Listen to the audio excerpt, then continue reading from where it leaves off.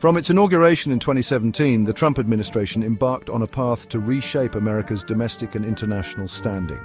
President Trump's policies were often unconventional, sparking both fervent support and widespread criticism. This essay will delve into 5 key areas of his first-term policies: trade, energy, foreign policy, defense, and veterans affairs. By examining these policy decisions and actions, we can gain a clearer understanding of their intended goals and ultimate impacts. The Trump administration's approach was characterized by a focus on America First principles. This approach prioritized American interests and sovereignty in international agreements and economic policies. The administration also emphasized deregulation and economic growth, seeking to reduce the regulatory burden on businesses and stimulate job creation. In the realm of trade, President Trump adopted a protectionist stance. He argued that existing trade deals disadvantaged American workers and businesses. To address these concerns, he imposed tariffs on goods from countries like China, renegotiated trade agreements like NAFTA, and actively pursued bilateral trade deals. These actions were aimed at reducing trade deficits and protecting American jobs, but they also sparked trade tensions with key economic partners. The energy sector also saw significant shifts under the Trump administration. Promoting American energy independence was a cornerstone of the administration's agenda. This involved rolling back environmental regulations, promoting fossil fuel production, and withdrawing from the Paris Climate Agreement. The administration argued that these measures would boost the American economy and reduce reliance on foreign energy sources. However, these decisions were met with strong opposition from environmental groups. President Trump's foreign policy was marked by a departure from traditional alliances and a more assertive approach to international relations. One of his most significant decisions was withdrawing the United States from the Iran nuclear deal, arguing that it was flawed and did not serve American interests. He also imposed sanctions on Iran, aiming to pressure the country into renegotiating the agreement. In the defense realm, the Trump administration prioritized increasing military spending, modernizing the armed forces, and taking a hard line against adversaries like China and Russia. The administration argued that these measures were necessary to maintain American military superiority and deter potential aggression. Recognizing the sacrifices of veterans was a key focus of the Trump administration. One notable achievement in this area was the passage of the VA Accountability Act, which made it easier to fire or demote employees at the Department of Veterans Affairs who were deemed to be underperforming or engaging in misconduct. The administration also expanded access to telehealth services for veterans, particularly those in rural areas. These initiatives aim to improve the quality of care and support provided to veterans across the country. The Trump administration's impact on veterans affairs was significant, particularly in terms of accountability and access to care. While the effectiveness of these reforms continues to be debated, they reflect a commitment to addressing the needs of veterans and improving their overall well-being.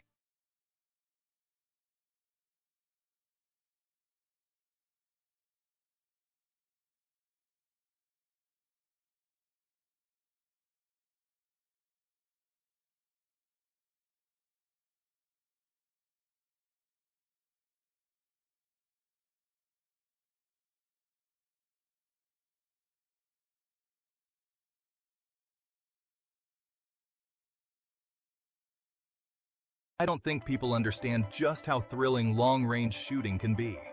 Let's unlock the secrets together. Mastering long-range shooting isn't just about pulling the trigger. It's about understanding the math, the science, and the mindset behind every shot.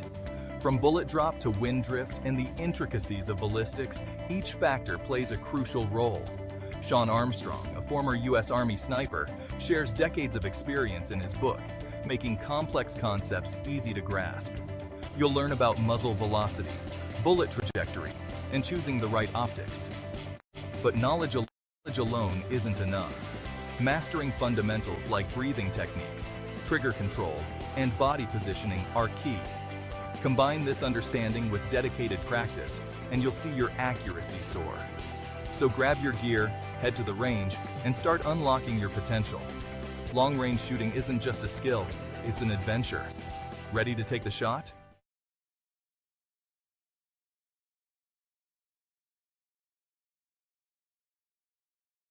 If you're a fan of action but still feel the need for real-world skills, then it's time to unlock your inner warrior with Super Gringo books. In today's world, knowing how to defend yourself is more crucial than ever. Super Gringo books offers a comprehensive library to take your self-defense skills to the next level. Whether you're a beginner or a seasoned martial artist, we've got you covered. First up, Tactical Training with Firearms by Sean Armstrong. Master practical self-defense scenarios and stay effective under pressure.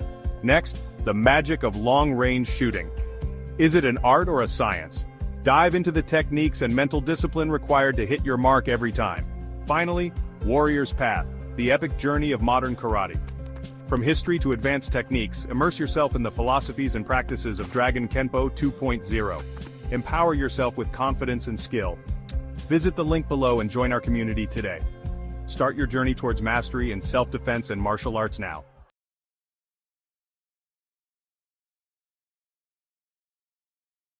Hey there, self-defense enthusiasts.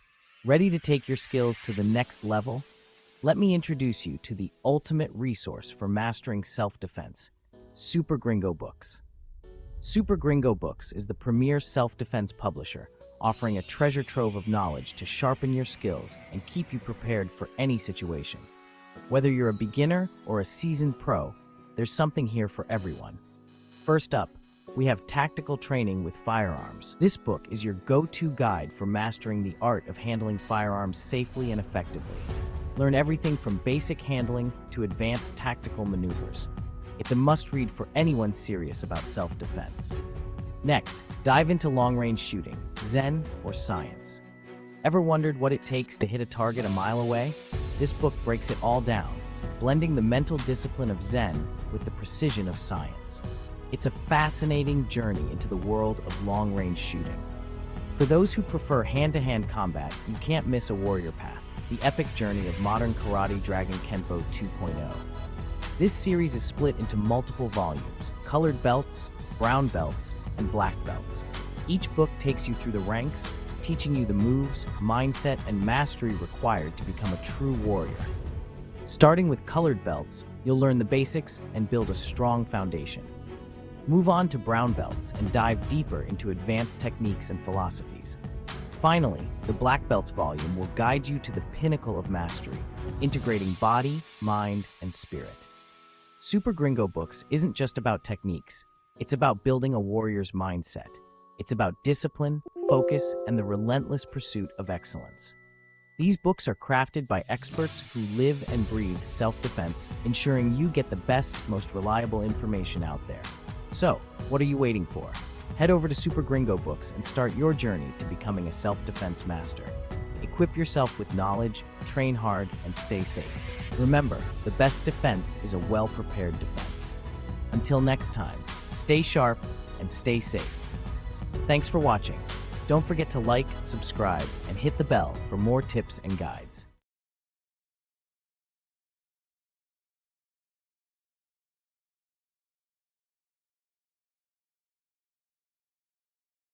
Olá, hoje a gente vai mergulhar num mundo bem discreto, né? Mas, assim, de altíssimo risco. O da proteção de figuras importantes. Pensa aí. CEOs, celebridades, políticos. Vamos usar uns trechos de um guia sobre o assunto para fazer uma análise mais a fundo, para entender o que é de verdade essa tal de proteção executiva. É bem mais que a imagem do guarda-costas fortão do cinema, viu? Certo. Então, vamos desvendar isso. Proteção executiva, ou EP, não é só sobre ter um guarda-costas ali forte. É um serviço assim super especializado e o ponto-chave mesmo é proativo. A ideia é diminuir, sabe, ou até evitar vários tipos de ameaça. Pode ser assédio, sequestro, até a agressão física mesmo. Tudo isso antes que a coisa aconteça, antes que vire um problema real. Exatamente. E essa necessidade de profissionalizar ficou muito clara com eventos históricos, né? Como assassinatos de figuras públicas lá nos anos 60. Isso mostrou falhas bem graves na segurança da época. E, além disso, A globalização, a tecnologia, tudo isso criou novas ameaças, o que forçou o setor a evoluir muito, constantemente. Não é mais só força bruta, se é que algum dia foi só isso, né? Essa evolução que você mencionou, isso me deixa curioso. Se não é só força física, o que realmente, o que diferencia um profissional de EP hoje em dia? Aqui a coisa fica realmente interessante. Olha, são várias habilidades. E muitas delas são bem mais sutis do que a gente imagina, sabe? Inteligência emocional e jogo de cintura são, assim, essenciais. É preciso construir confiança com o cliente, se comunicar bem, com equipe, com autoridades, até com o público às vezes. É surpreendente como a inteligência emocional vira quase uma ferramenta tática. Entender a motivação de uma possível ameaça ou conseguir acalmar uma situação tensa diplomaticamente, isso pode ser bem mais eficaz que qualquer manobra física. E, claro, resolver conflitos, ter sensibilidade cultural, especialmente em operações fora do país, isso é vital. E entendi. Construir essa confiança e ter esse tato todo parece crucial, né? E imagino que isso exige uma percepção constante do que está rolando ao redor, certo? Tipo, o tempo todo ligado. Com certeza, a consciência situacional é um estado permanente. É a capacidade de observar, sabe? Avaliar o ambiente e antecipar ameaças sem parar. Isso envolve desde ler a linguagem corporal das pessoas até identificar qualquer coisinha fora do padrão. É estar sempre um passo à frente, mentalmente falando. Ouvindo você falar sobre essas habilidades mais softs, né? Como elas se conectam com as capacidades táticas que a gente ainda imagina nessa profissão. É aquela coisa mais física. Elas se complementam totalmente. As habilidades técnicas continuam sendo a base, claro. Ser bom com tecnologia de segurança, tipo vigilância, comunicação segura, até o básico de cibersegurança, isso é fundamental hoje. Técnicas de defesa pessoal, óbvio, incluindo combate corpo a corpo e, muito importante, o entendimento do uso proporcional da força, o que a gente chama de contínuo de força. Contínuo de força. Explica um pouco mais disso. Basicamente, é um protocolo para escalar o nível de resposta, sabe? Começa com a simples presença física, aí vai subindo. Comando verbal, controle físico leve, técnicas mais fortes, até, em último caso, força letal. Mas a ideia é usar só o estritamente necessário para controlar a situação. E não dá para esquecer da direção defensiva avançada. Manobras como os J-turns, aquela inversão rápida de sentido em lugares apertados, podem ser a diferença entre escapar ou não de uma emboscada, por exemplo. E por fim, talvez o mais difícil, a resiliência psicológica. Lidar com esse estresse contínuo, tomar decisões rápidas sob pressão, isso exige um preparo mental enorme. Nossa, manter esse nível de alerta o tempo todo deve ser incrivelmente desgastante. E como é que tudo isso funciona na prática, no dia a dia? Como se prepara uma operação dessa? O planejamento minucioso é a chave de tudo. A gente usa muito o conceito de pesquisa avançada, ou Advanced Survey, como chamam lá fora. Antes do cliente sequer pisar em qualquer lugar, seja na própria casa, no escritório, no restaurante, local de evento, a equipe vai lá antes e faz uma varredura completa. Isso inclui analisar rotas, as principais e as alternativas, saídas de emergência, verificar a segurança do local, até a ficha de alguns funcionários locais, se for o caso. E, claro, criar planos B, C, para tudo que possa dar errado. Entendi. É um trabalho prévio gigantesco. E durante os deslocamentos, como funciona essa proteção mais visível, digamos? Aí entram as formações táticas. Tem a formação em diamante, em V. São usadas para proteger o cliente enquanto ele caminha, sabe? A formação se adapta ao ambiente e ao nível de risco que a gente percebe. E o equipamento? Nossa, vai muito além da arma. Itens essenciais hoje são os kits individuais de primeiros socorros, os IFAKs. IFAKs? Isso, Individual First Aid Kits. Eles têm material essencial como torniquetes, bandagens, para estancar hemorragias graves imediatamente, por exemplo.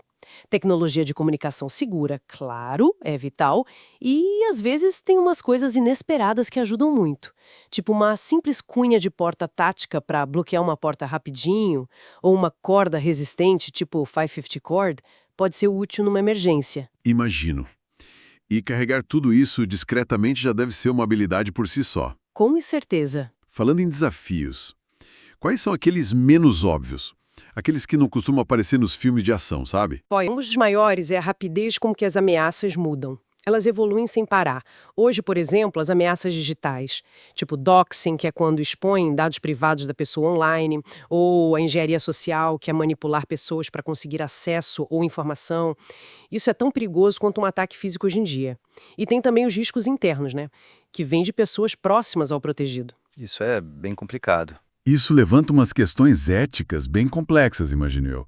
Como é que se equilibra essa busca pela segurança total com a privacidade da pessoa que está sendo protegida? Esse é um dilema constante. É central na profissão, especialmente com o uso de tecnologia de vigilância, né? Onde que a gente traça a linha? Manter a confidencialidade do cliente versus o dever de proteger, às vezes até contra decisões do próprio cliente. Isso gera situações bem delicadas. E tudo isso dentro de um emaranhado de leis sobre uso da força, privacidade e vigilância, que mudam drasticamente de um país para outro. Navegar nisso exige conhecimento jurídico e um código de ética profissional muito forte. Sem falar no impacto que o estresse crônico, essa hipervigilância constante, tem na saúde mental dos próprios agentes. É pesado. Uau! Considerando tudo isso que a gente conversou, fica muito claro que a proteção executiva moderna é muito mais sofisticada do que parece à primeira vista. É uma combinação complexa de, estratégia quase militar, com psicologia aplicada, tecnologia de ponta e uma execução tática impecável. Exatamente. E olhando para o futuro, sabe, a grande questão que vai definir a próxima evolução do setor é essa. Com a inteligência artificial, drones, biometria, tudo isso cada vez mais presente na segurança. Como que a gente vai encontrar o equilíbrio ideal? A tecnologia pode processar dados numa velocidade sobre-humana, isso é fato. Mas o julgamento, o instinto, a capacidade de ler a intenção humana, isso ainda é o diferencial crucial. É o que pode determinar o sucesso ou o fracasso de uma proteção. Esse balanço entre máquina e humano vai ser o grande campo de batalha da inovação em EP nos próximos anos.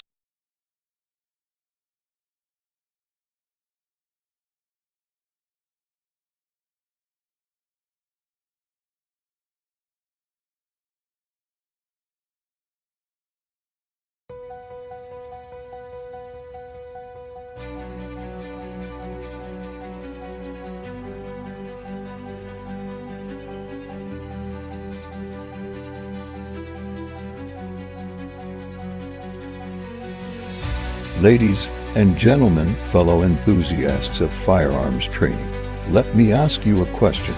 How prepared are you for the unexpected in life, as in combat? Preparation isn't just an option, it's a necessity. Today, I'm here to talk about an incredible opportunity to elevate your combat shooting skills to new heights. Are you ready? Imagine standing at the range, heart racing, adrenaline pumping. You have seconds to make critical decisions that could mean the difference between safety and danger. This is where training becomes not just important but essential. And that's exactly why I want to introduce you to Tactical Training with Firearms by Sean Armstrong. With over 23 years of U.S. Army experience, including service in Iraq and Afghanistan, Sean brings invaluable insights that separate mere preparation from true proficiency. His expertise is your gateway to mastering the art of combat shooting. Why wait? Why settle for average when you can be extraordinary? Here's what you'll gain from Sean's book, Expert Guidance. Learn from a master firearms instructor who prioritizes safety and self-defense above all else. Imagine having a seasoned mentor guiding you through every step of your training journey. Practical drills, picture this. You're honing your accuracy and decision-making under pressure, skills that could save lives in real-world situations. Each drill designed by Sean is tailored to boost your confidence and competence. Equipment insights. Are you curious about tactical shotguns or optimizing your training gear? Sean shares his insider knowledge so you can make informed choices that enhance your performance. Force-on-force safety, mastering critical safety protocols for realistic training scenarios. Isn't just smart, it's vital. With Sean's guidance, you'll learn how to train safely while pushing yourself beyond limits. Now think about this. How many times have we heard stories of individuals rising to the occasion because they were well prepared? Like the legendary General George S. Patton once said, "Success is how high you bounce when you hit bottom." So why not equip yourself with the tools needed to bounce higher than ever before? Join countless others who trust Sean's expertise. Don't let hesitation hold you back. Take charge of your firearms training today. You can grab your paperback copy for just $14.08. What a small investment for such a monumental leap in skill. Buy now, or if you're more inclined towards digital reads, snag the Kindle edition for only $7.93. Download now. And don't forget about the audiobook available for $7.50. Perfect for those on-the-go moments. Listen now. Remember this, mastery doesn't come from wishful thinking, it comes from action. Don't miss out on elevating your skills. Grab tactical training with firearms today and transform into the proficient shooter you've always aspired to be. Training the sheep to be the sheepdogs to protect the flock.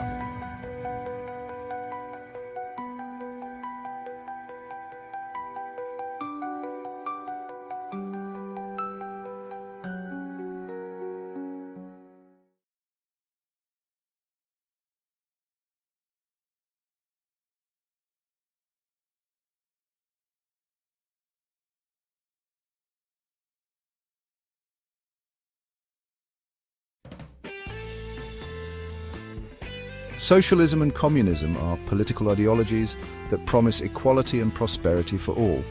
They envision a world without poverty or exploitation, where resources are shared and everyone benefits. At the heart of these ideologies lies the idea of collective ownership, where the means of production are controlled by the state or the community as a whole, rather than by private individuals. This, in theory, is meant to prevent the accumulation of wealth in the hands of a few and ensure a fairer distribution of resources. However, the reality of socialism and communism has consistently fallen short of this utopian vision. Despite the good intentions that often motivate their proponents, these ideologies suffer from fundamental flaws that have led to disastrous consequences wherever they have been implemented. From the Soviet Union to China, from Cuba to Venezuela, the history of socialism and communism is littered with examples of economic collapse, political repression, and widespread human suffering. The allure of these ideologies lies in their promise of a more just and equitable society. They appeal to our innate sense of fairness and our desire to create a world where everyone has an equal opportunity to succeed. However, as we will see, the pursuit of these ideals through socialist and communist policies has often led to the very opposite of what they intended. Instead of equality, they have brought about widespread poverty and scarcity. Instead of liberation, they have resulted in tyranny and oppression. And instead of progress, they have stifled innovation and economic growth. The history of socialism and communism is inextricably linked with violence, oppression, and the suppression of individual rights. From the very beginning, these ideologies have relied on coercion and force to achieve their goals. The Bolshevik Revolution in Russia, for instance, ushered in an era of terror and brutality that claimed the lives of millions. Similarly, the communist regimes in China, Cambodia, and North Korea were responsible for some of the most horrific atrocities of the 20th century. These regimes, built on the idea of absolute state control, systematically eliminated any form of dissent or opposition. Individuals who dared to criticize the government or challenge the ruling ideology were silenced, imprisoned, or executed. The very notion of individual rights, freedom of speech, freedom of assembly, freedom of religion, was deemed incompatible with the collective good and ruthlessly suppressed. The human cost of these ideologies is staggering. Millions perished in gulags and labor camps, victims of forced collectivization, political purges, and deliberate starvation. The regimes that espoused these ideologies transformed their countries into giant prisons where fear and suspicion were the norm, and any semblance of individual freedom was extinguished. The blood-stained banner of socialism and communism stands as a stark reminder of the dangers of utopian ideologies that prioritize the collective over the individual. Proponents of socialism often point to the Scandinavian countries, Denmark, Sweden, Norway, as examples of successful socialist societies. They argue that these countries have achieved high levels of social welfare, economic equality, and overall well-being, while maintaining democratic institutions. However, this narrative is a misleading simplification that ignores the fundamental differences between these countries and those that have embraced full-fledged socialism. The Scandinavian countries are not socialist in the traditional sense. They are mixed economies with free markets, private property rights, and a strong entrepreneurial culture. While they do have a generous social safety net, it is funded by high taxes and a robust private sector.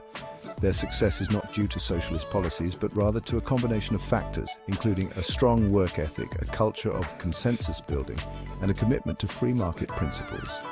Moreover, it is important to note that the Scandinavian model of social democracy is facing its own set of challenges.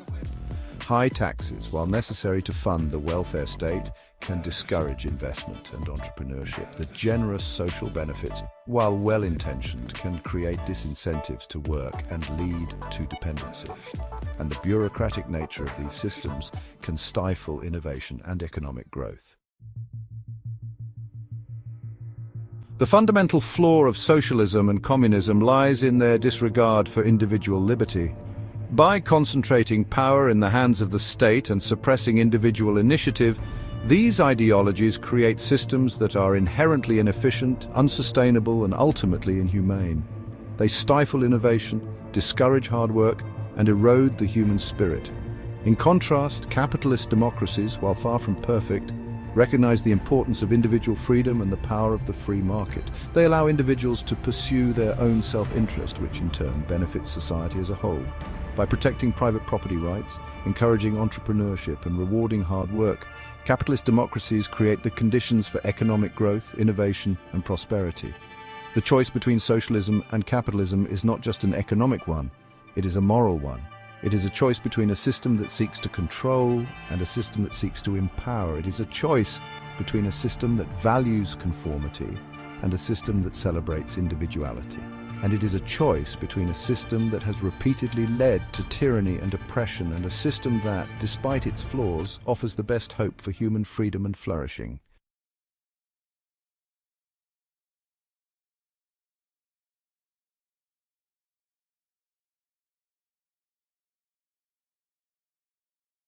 Introduction. How this book came to fruition. The social media circus of socialism and communism. Introduction. In the age of social media, where opinions fly faster than light and debates can spark at the click of a button, one topic that seems to ignite passionate discussions is socialism. Every day, countless individuals take to platforms like Twitter, Facebook, and Instagram to extol the virtues of socialism, sometimes even communism. It's almost as if these ideologies have gained a second wind in the 21st century. However, when I dive into conversations with these proponents, I'm met with a striking reality. There isn't a single successful example of socialism or communism anywhere on Earth that stands up to scrutiny. The purpose of this book is to unravel how these discussions often unfold, why they lead to heated exchanges, what I like to call bomb throwing, and ultimately culminate in a book that serves as a reminder not to repeat history's mistakes. The social media landscape.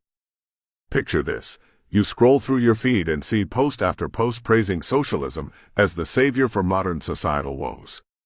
It's easy for someone new to the conversation to get swept up in this wave of admiration, without fully understanding what socialism or communism entails. However, when I engage these individuals in dialogue, it quickly becomes apparent that many don't grasp the historical implications or outcomes of these ideologies.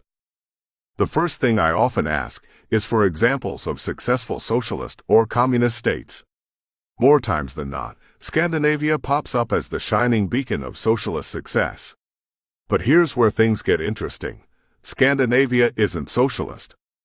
Sure, countries like Sweden and Norway have robust social welfare systems and high taxes, but they operate within a capitalist framework, one that promotes free markets alongside social safety nets. It's more akin to social democracy than pure socialism. The bomb throwing begins. Once I've dismantled their Scandinavian argument, which can feel like taking candy from a baby, opponents usually pivot toward vehement criticisms of capitalism itself. They launch into tirades about wealth inequality and corporate greed, points that do have merit but are often oversimplified. My response? Okay then, show me a successful communist or socialist example. This question usually leads them into an uncomfortable silence because, let's face it, there are no shining examples. Instead, they start hurling insults my way. This is what I refer to as bomb throwing. As they unleash their vitriol about my supposed ignorance or lack of compassion, the usual suspects, I respond by citing historical failures associated with their beloved ideologies. For every insult thrown my way, be it capitalist pig or out-of-touch elitist, I've got an extensive list ready, from the Soviet Union's catastrophic famines under Stalin's rule to Venezuela's current economic collapse despite its oil wealth being mismanaged under Chavez's promises of equality. A cycle without end. What becomes evident during these exchanges is that rather than engaging in constructive dialogue about real-world implications and history lessons learned from past mistakes, many prefer retreating into emotional outbursts rather than acknowledging inconvenient truths about their cherished ideologies. As conversations devolve further into personal attacks, often fueled by frustration, I find myself compiling more evidence against socialism, communism's track record. This back and forth becomes less about winning an argument and more about documenting how history has repeatedly shown us what happens when idealistic dreams are put above practical realities. Conclusion: a call for reflection.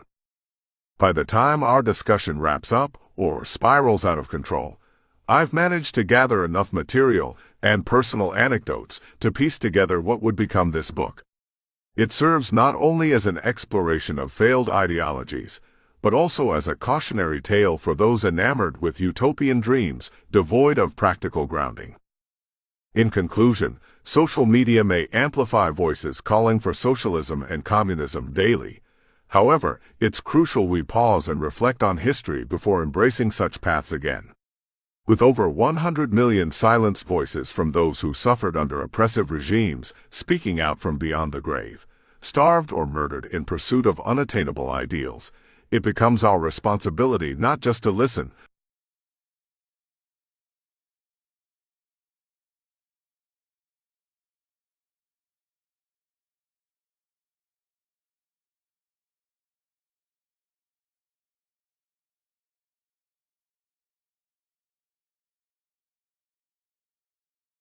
This is the brief on three big forces really undermining American citizenship right now.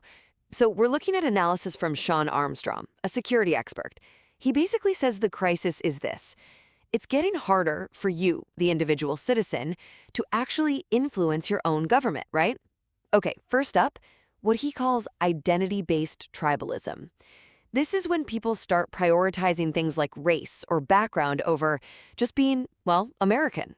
It kind of becomes who you know or where you're from instead of what you can do. And that really splits us apart, you know?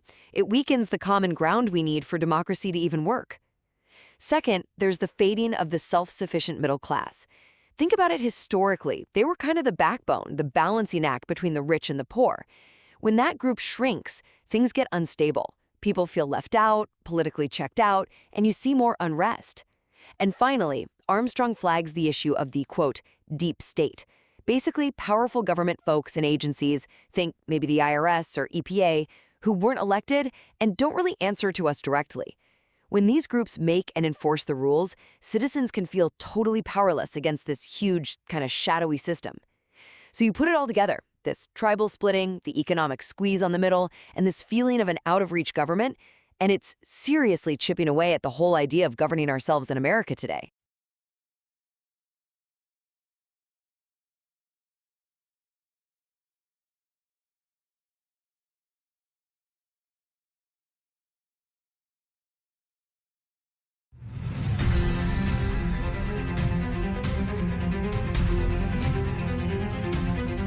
Senhoras e senhores, guerreiros do cotidiano, reúnam-se.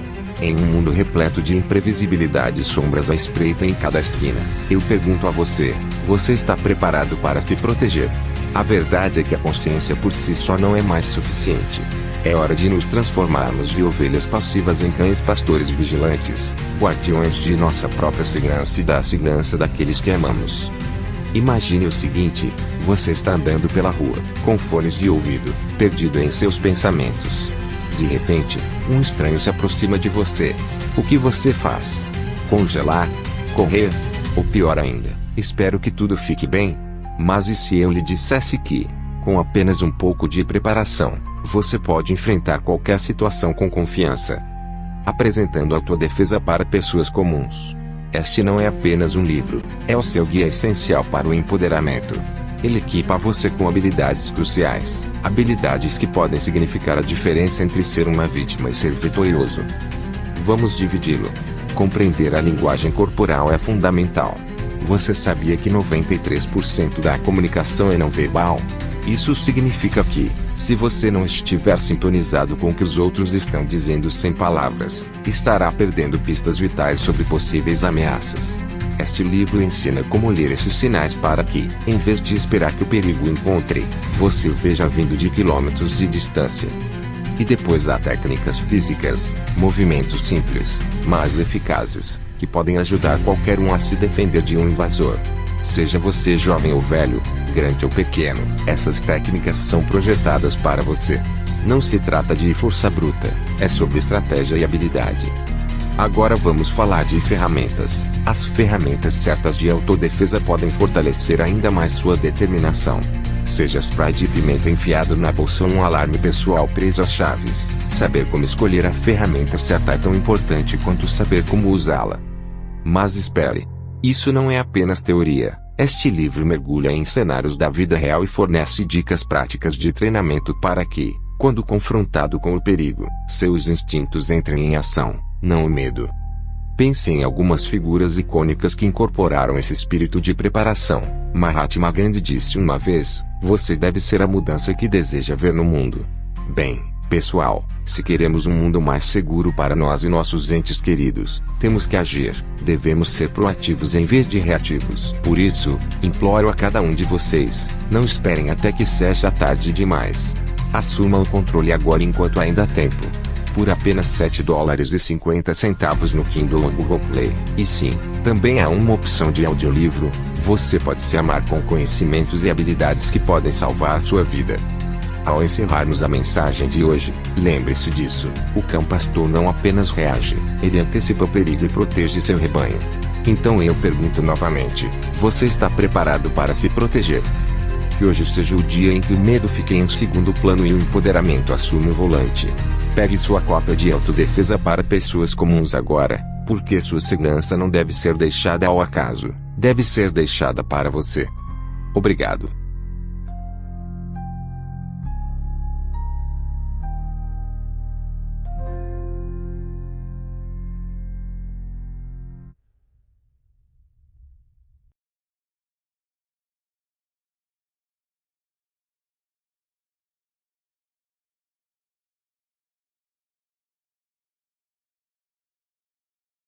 This is the brief on advanced tactical self-defense. Okay, so this comes from Sean Armstrong's work in security studies. Think of it as your guide to flipping the script in a lethal encounter. We're talking negotiation, mindset, and smart, aggressive tactics before things get deadly. All right, let's jump into 3 key things you absolutely need to know. First, verbal force techniques, or VFT. Look, this isn't chit-chat. It's what you use when someone's totally amped up on adrenaline. The idea? Get big, loom large, hit him with a really short, sharp command, maybe even profane, for shock value. Then, bam, the consequence. Or you'll die right here. Why? Well, especially for pros like bodyguards, it's a vital step, often legally smarter than immediately going for a weapon. Second, it's not just physical. Your mindset and knowing the law are huge. Think Cooper's color code for awareness, yellow up to black for go time. And legally, remember 3 things for lethal force: intent, means, and opportunity. Crucially, if you have to shoot, there's only one thing to say to the police: I plan to cooperate fully after I speak with my attorney. That's it. Seriously.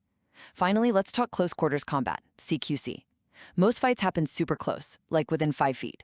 Forget aiming down sights then. You need basic combatives mixed with point shooting. But here's the kicker: lateral movement. Just a simple sidestep, a shuffle as you draw or shoot. Why? Studies show it literally cuts your odds of getting hit by half. That buys you time to win.